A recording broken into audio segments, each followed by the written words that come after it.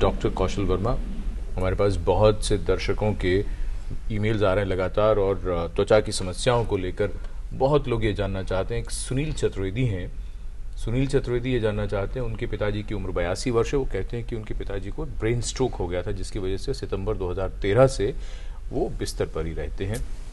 उनको bed source हो गए हैं और उनको समस्या ये है, अभी वो चित्तौड़गढ़ में है, राजस्थान में। उनको कई त्वचा की कई समस्याएं हो गई हैं, जिनमें फंगल इन्फेक्शन भी है और जिससे उनको खुजली काफ़ी होती है और स्किन निकलनी शुरू हो गई है। क्या करना चाहिए? क्या ये समस्या इस मौसम में ज़्यादा बढ़ जाएगी? इस मौसम में इन्फेक्शन की समस्या, जैसे वो बता रहे हैं कि अगर फंगल इन्फेक्शन है और किसी विशेषज्ञ ने ये देखा है और कंफर्म किया है कि फंगल इन्फेक्शन है, तो ये इस मौसम में अमूमन बेड सोर्स भी है बढ़ता है।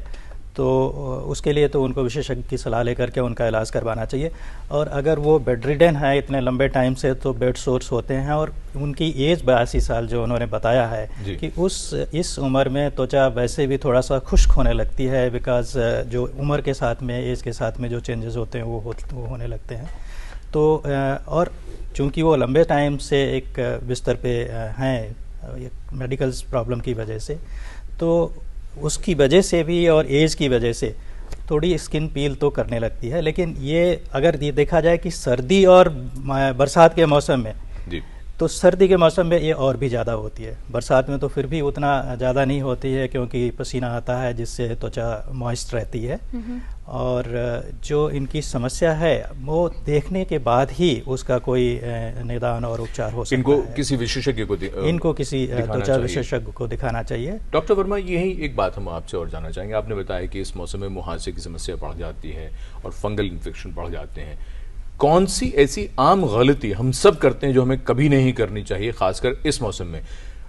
हमने इस कार्यक्रम के रिसर्च के दौरान ये पढ़ा कि लोग अक्सर जब बरसात में भीग जाते हैं, उसके बाद भी भीगे कपड़े बहुत देर तक पहने रहते। क्या ये स्किन प्रॉब्लम्स को दावत देने जैसा है?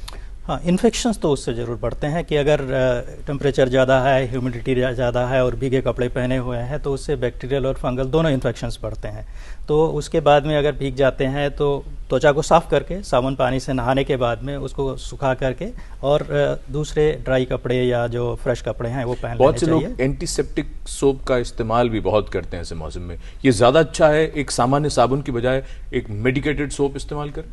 बिल्कुल ज़रूरत नहीं है। मेडिकेटेड सोप की बिल्कुल ज़रूरत नहीं है। एक साधारण साबुन वो उतना ही अच्छा है, बल्कि उससे ज़्यादा अच्छा है नहाने के लिए और त्वचा को साफ करने के लिए। मेडिकेटेड सोप्स के अपने अगर दूसरे प्रॉब्लम्स हैं, मेडिकेटेड सोप की वजह से भी कुछ समस्याएं होती हैं।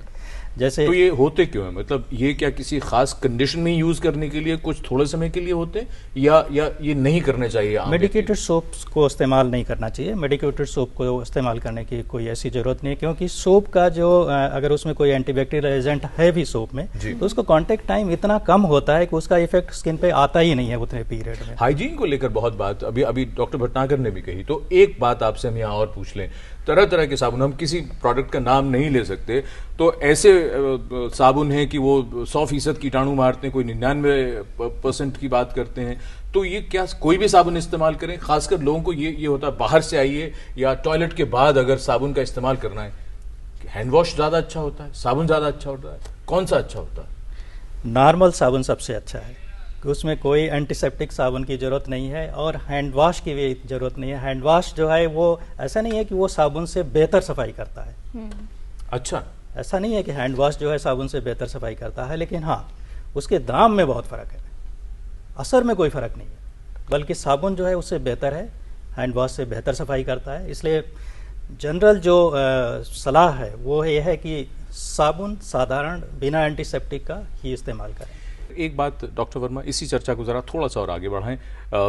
आजकल सबके बैग में या गाड़ी में, घर में सैनिटाइज़र भी रखा होता है। सैनिटाइज़र का कितना उपयोग अच्छा है या उसकी भी ज़रूरत बहुत कम होती है? सैनिटाइज़र की ज़रूरत तभी होती है जैसे आप किसी ऐसी चीज़ को छुएं जिसमें आपको लगे कि उसमें कीटाणु है या इन्फेक्शन होने का खतरा है, तो उसके बाद में आप सैनिटाइज़र इस्तेमाल कर सकते हैं। जैसे आप लोग मरीजों से मिलने के बाद सैनिटाइजर का इस्तेमाल करते हैं? हम ज़्यादातर तो सोप ही इस्तेमाल करते हैं। सैनिटाइजर जो है वो कभी कभी उन जगहों पे इस्तेमाल करते हैं जहाँ पे सोप अवेलेबल नहीं है। सपोज कर लीजिए कि हम वार्ड में राउंड ले रहे हैं, हर उसके क्यूबिकल के साथ में सोप नहीं है, तो वहाँ हम सैनिटाइजर इस्तेमाल कर लेते हैं। सैनिटाइजर जो है वो बैक्टीरिया को इनर्ट करता है, उसको कम करता है। और सोप जो है, अगर आपका हाथ गंदा हो जाता है तो उसके लिए सोप ही बेहतर है, सैनिटाइजर उसमें इस्तेमाल हम लोगों के लिए, आम लोगों के लिए क्या करना? साबुन, सोप। और हाथ कितनी देर तक धोने हैं डॉक्टर वर्मा? क्योंकि आजकल ये भी कॉन्सेप्ट है कि कुछ ऐसे साबुन हैं जो जर्म्स को जल्दी साफ कर देते हैं, तो देर तक हाथ धोने की जरूरत नहीं है, क्या कहना चाहेंगे? उसमें हाथ इस तरीके से धोना चाहिए कि अच्छी तरीके से आपको हर जगह हाथ में साबुन लग जाए और उसके बाद में उसको आप धो दें। उसमें ये कोई ऐसा फिक्स टाइम नहीं है कि कम टाइम फास्ट है या ऐसा कुछ नहीं है। अच्छी तरीके से उसमें लग जाना चाहिए। आप उसको स्क्रब कर लें अच्छी तरीके से और उसके बाद पानी से अच्छी तरीके से उसको धो दें। जी डॉक्टर भटनागर, मैं एक चीज ऐड करना चाहूँगा। इसमें जो हैंड वॉशिंग के समय सबसे ज़रूरी होता है आपका ये जो वेब है ये क्लीन करना। नॉर्मली आप क्या होता है, ऐसे धोया छुट्टी हो गई, तो थोड़ा सा ऐसे उंगलियों को करके, ताकि वेब के इस एजेस में जो उंगलियों के बीच की जगह है वो आपकी क्लीन हो जाए, वो थोड़ा सा ज़रूरी रहता है।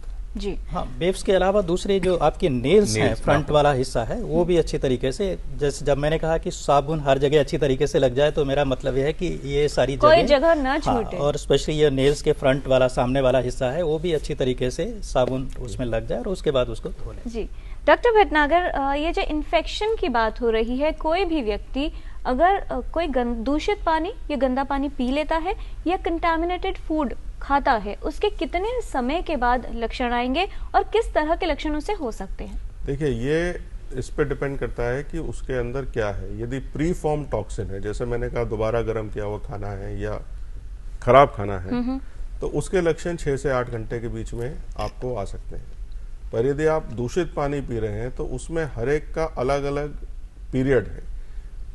हेपेटाइटिस जैसे ए और बी कहते हैं, वो 15 से 20 दिन के बाद आ सकता है, जो सिम्टम्स उसके अपीयर होते हैं। टाइफाइड और गैस्ट्रोइंटेस्टाइनल है, वो 24 से 48 घंटे के बीच में आपको ट्रबल दे सकता है। तो इसका कोई ऐसा स्पेसिफिक वो नहीं है कि आपने अभी पिया दूषित पानी और आपको 1 घंटे के अंदर या 2 घंटे के अंदर कोई सिम्टम्स आ गए। जी, मान लीजिए अक्सर ऐसी बात होती है कि घर में जो आ रहा है पानी म्युनिसिपल कॉर्पोरेशन का, तो कहीं ना कहीं वाटर कंटामिनेशन हो गया, क्योंकि सीवेज लाइंस और पाइप ड्रिंकिंग वाटर की जो पाइपलाइन से सप्लाई की, उनके अंदर कहीं ना कहीं कुछ लीकेज हो जाता है। अगर पानी घर में आ रहा है, उसको सेव करने का क्या बेहतर तरीका होगा? आरओ, फिल्टर्स या बॉयलिंग? देखिए, सबसे सेफ तो बॉयलिंग है। सबसे सेफ तरीका तो बॉयलिंग है। और बॉयलिंग में, जैसा मेरे ब्रेक में डॉक्टर धारीवाल से बात हो रही थी, कि जब आपका पानी उबलने लगे तो आपको मानते हैं कि वो पानी पीने लायक हो गया। लेकिन उसमें 2 चीज़ें हैं कि आपको पानी उसी बर्तन में रखना है जिसमें आप उबाल रहे हैं। यदि आपने पानी का कंटेनर पलट दिया तो उस कंटेनर का हाइजीन आपको नहीं पता। दूसरा, depending on family size, boiling हर बार हर समय पॉसिबल नहीं होता। तो कोशिश ये करना चाहिए कि यदि आपके घर में छोटा बच्चा है, 1 साल से कम का बच्चा है या वो है, तो उसको आप बॉइल्ड वाटर आप पिलाइए, ताकि उसकी इम्यूनिटी जब तक डेवलप नहीं होती। आरओ सिस्टम्स कुछ अच्छे हैं, लेकिन आरओ सिस्टम डिपेंड करता है आपके पानी की हार्डनेस कितनी है। यदि आपका पानी बहुत ज़्यादा हार्ड है तो आरओ सिस्टम इफेक्टिव है। यदि पानी आपका ऐसी सप्लाई सोर्स से आ रहा है जहाँ आपका हार्ड वाटर नहीं है, उसमें डिजॉल्व सॉलिड्स कम है, तो जो अल्ट्रावायलेट फिल्टर्स या जो माइक्रो फिल्टर्स आते हैं वो भी सफिशिएंट हैं उस पानी को क्लीन करने के लिए। जी, गौरव शास्त्री ने यही सवाल पूछा था, उनको भी शायद जवाब मिल गया होगा पानी को